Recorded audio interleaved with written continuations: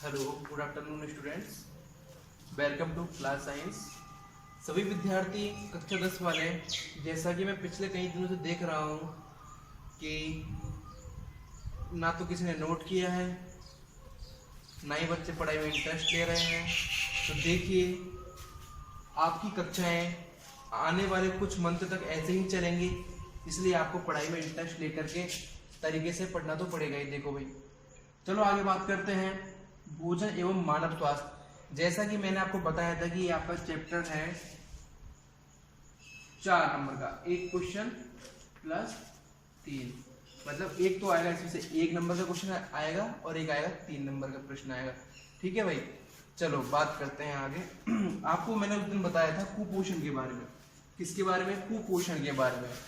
कुपोषण कितने प्रकार के बताए थे मैंने आपको? 3 प्रकार के। विटामिन कुपोषण, प्रोटीन कुपोषण, और बात करते हैं खनिज कुपोषण की। विटामिन कुपोषण मैंने आपको एक सारणी बनवाई थी, उसमें आपको विटामिन के बारे में बनवाया था। रतौंधी रोग, रात में दिखाई नहीं देना, इन सब चीजों के बारे में बताया था। उसके बाद में मैंने आपको 2 रोग बताए थे प्रोटीन की कमी से होने वाले, क्वाशियाकोर रोग और मेरस्मस रोग। ये 2 रोग कंप्लीट हो गए थे। उसके बाद में बात करते हैं खनिज कुपोषण कि खनिज कुपोषण क्या होता है। भाई क्वेश्चन आएगा खनिज कुपोषण क्या होता है, तो क्या लिखेंगे अपन? खनिज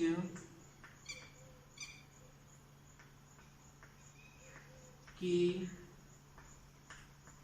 कमी से होने वाला रोग। किसकी कमी से होने वाला रोग? खनिज की कमी से होने वाला रोग क्या कहलाता है? आपका खनिज कुपोषण कहलाता है। ठीक है, अब बात करते हैं भाई खनिज कुपोषण होता किन प्रकार से है। देखिए भाई, आपको ये सारणी बनानी है, आपको ये सारणी बनानी है। ठीक है, देखिए सबसे पहले बात करते हैं सोडियम की। सोडियम को प्रतीक का चिन्ह होता है Na। Na क्या होता है? सोडियम का प्रतीक चिन्ह होता है। इसके प्रमुख कार्य कौन कौन से होते हैं? मांसपेशीय संकुचन, तंत्रिकीय आवेश संचरण व शरीर का संतुलन। मतलब आपकी मांसपेशियों को क्या होता है? संकुचन और शिथिल करता है, कि मतलब खोलना और फैलना, सिकुड़ना। ये क्या होता है? मांसपेशीय संकुचन होता है। ठीक है, उसके बाद में बात करते हैं तंत्रिकीय आवेश, मतलब आपकी तंत्रिका तंत्र तक सूचनाओं को पहुंचाना और शरीर का संतुलन करना। ये किसका कार्य होते हैं? सोडियम के कार्य होते हैं। इसके दोनों सेम होते हैं, ये दोनों सेम होते हैं। प्रोटीन होता है, पोटेशियम होता है, जो पोटेशियम को कैसे प्रदर्शित करते हैं? इसके प्रमुख कार्य यही होते हैं, मांसपेशी संकुचन, मतलब मांसपेशियों को फैलाना व नियंत्रित करना। इनके क्या होते हैं? कार्य होते हैं।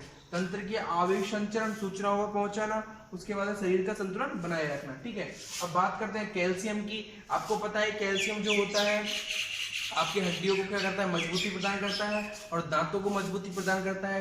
ये किसके कार्य हैं? कैल्शियम के। ओके, बात करते हैं कैल्शियम के बहुत सारे स्रोत होते हैं। सबसे महत्वपूर्ण स्रोत होता है कैल्शियम का दूध। अब बात करते हैं फास्फोरस की।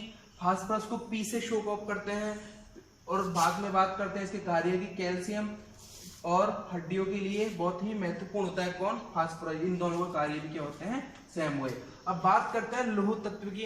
आपकी जितनी भी हरी सब्जियां होती है उनमें लौह तत्व पाया जाता है, जो रुधिर में क्या करती है? हीमोग्लोबिन का क्या करती है? निर्माण करती है। यदि आपके शरीर में लौह तत्व की कमी हो जाए तो आपके शरीर का क्या होगा? हीमोग्लोबिन नहीं बनेगा, और हीमोग्लोबिन ब्लड के अंदर नहीं बनेगा तो शरीर में विभिन्न प्रकार के रोग पैदा होंगे। ठीक है, अब बात करते हैं आयोडीन की। आयोडीन को आई से प्रदर्शित करते हैं, आई से शो करते हैं आयोडीन को। इसके कारण आयोडीन की कमी से कौन कौन से रोग हो जाते हैं? आपको पता है गलगंड रोग होता है, घेंगा इसी का नाम है। इसमें क्या होता है? गला सूजकर और फूल जाता है और नीचे की ओर लटक जाता है।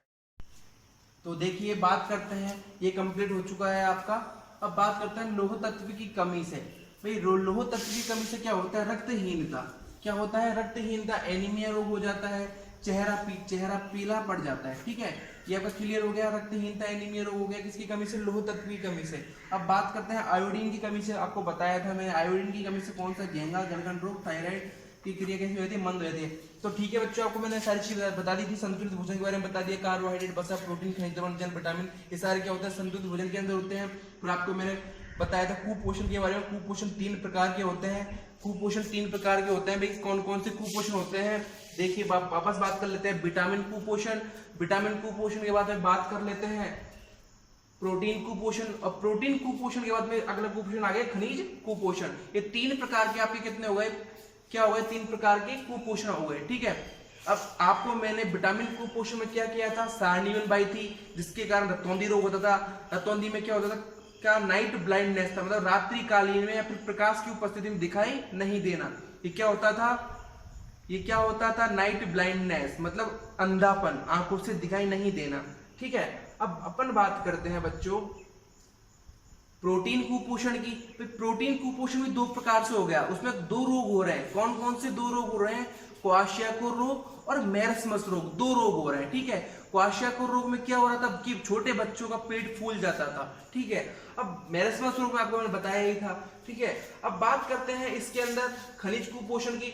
भाई परिभाषा कोई सी भी आ जाए, विटामिन कुपोषण किसे कहते हैं, प्रोटीन कुपोषण किसे कहते हैं, या खनिज कुपोषण किसे कहते हैं, 1 नंबर में तो सबकी परिभाषा एडजेक्टिव लिखनी है कि विटामिन की कमी से होने वाला रोग विटामिन कुपोषण कहलाता है, खनिजों की कमी से होने वाला रोग खनिज कुपोषण कहलाता है। और बात करते हैं प्रोटीन कुपोषण, तो प्रोटीन की कमी से होने वाला रोग प्रोटीन कुपोषण कहलाता है। आपको कहीं भी घबराने की जरूरत नहीं है, इस पार्ट में आपके 4 नंबर क्लियर। अब ये आपका जो पार्ट है क्लियर हो चुका है। अब आपको मैं कल पढ़ाऊंगा नेक्स्ट टॉपिक मानव